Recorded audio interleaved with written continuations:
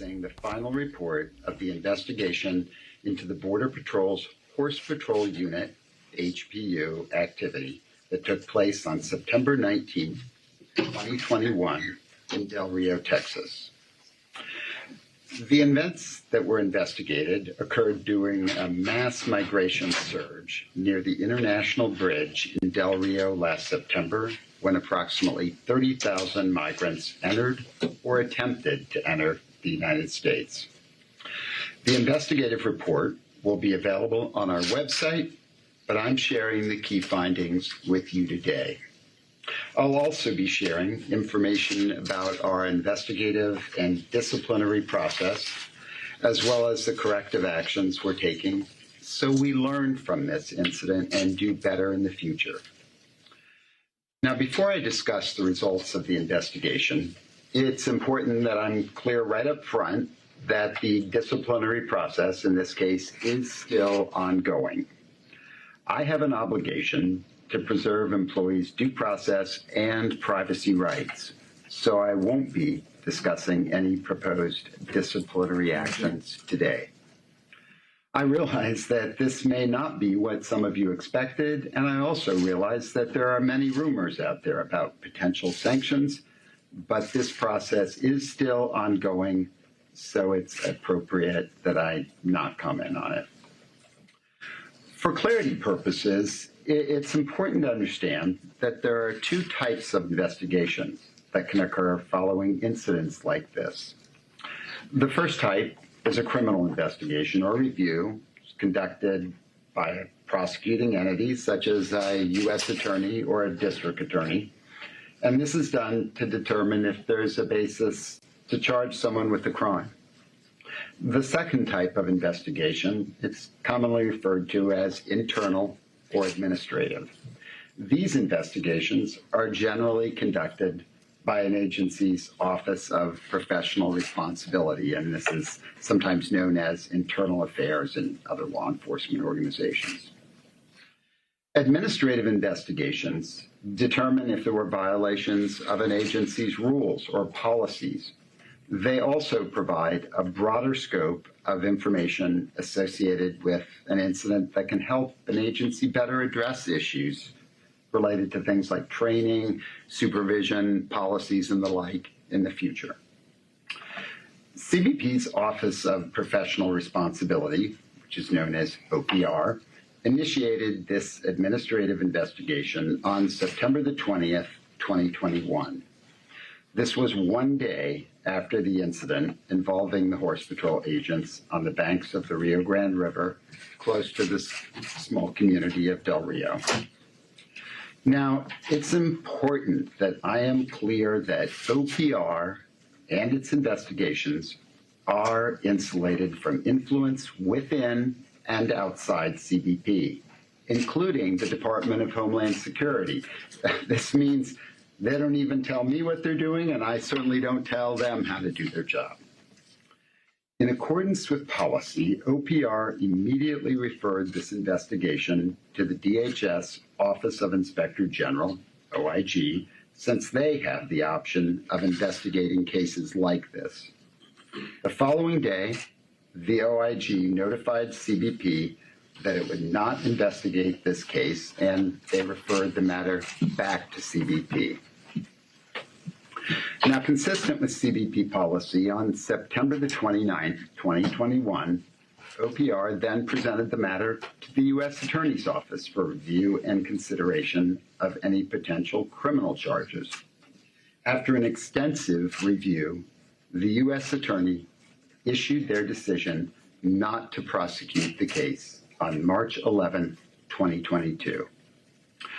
Following the U.S. Attorney's decision, OPR completed its administrative investigation and issued its final report to CBP leadership on April the 11th. The CBP disciplinary process was then started on April the 19th.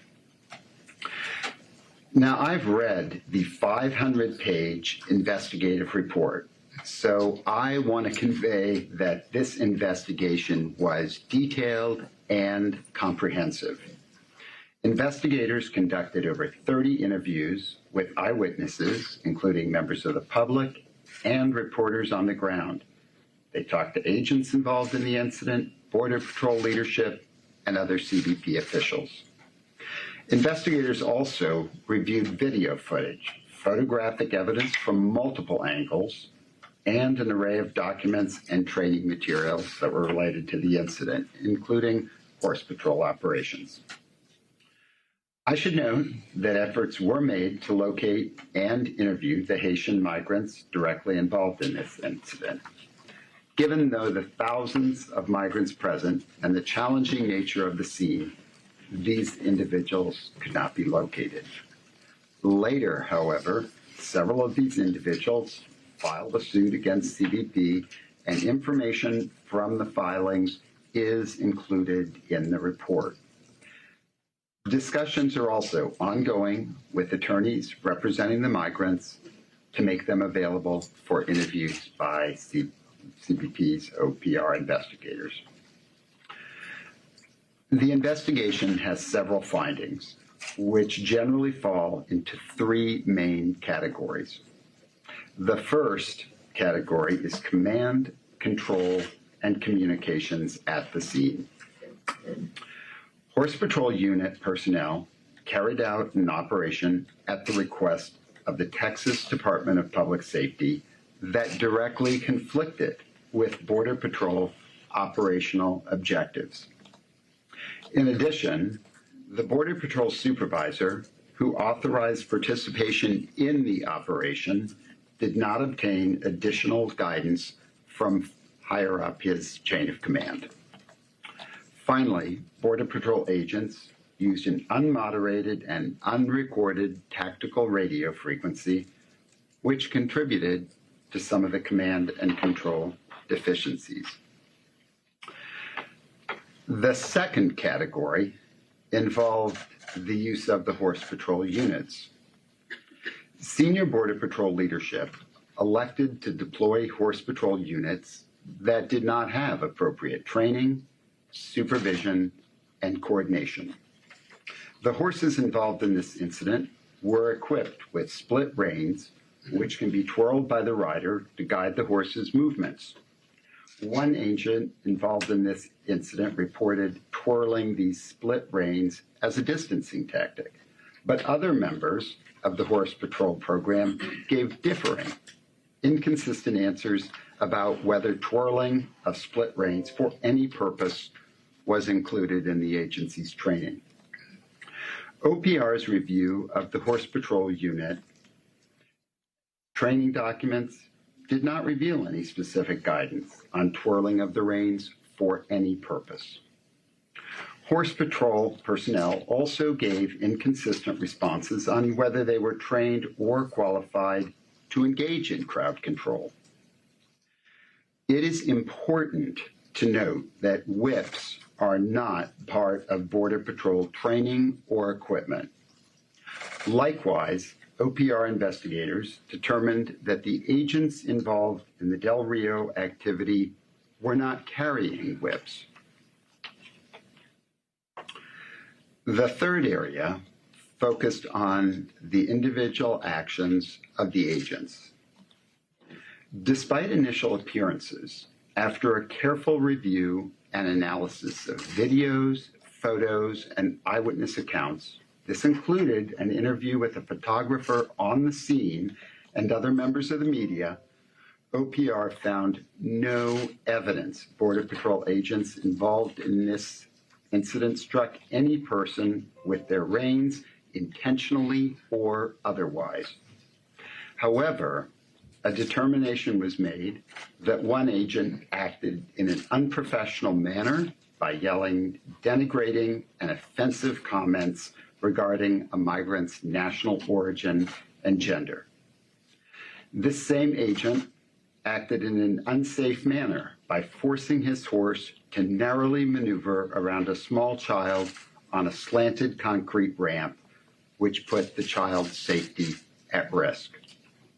On multiple occasions, several mounted agents used force or the threat of force to drive migrants back into the Rio Grande River.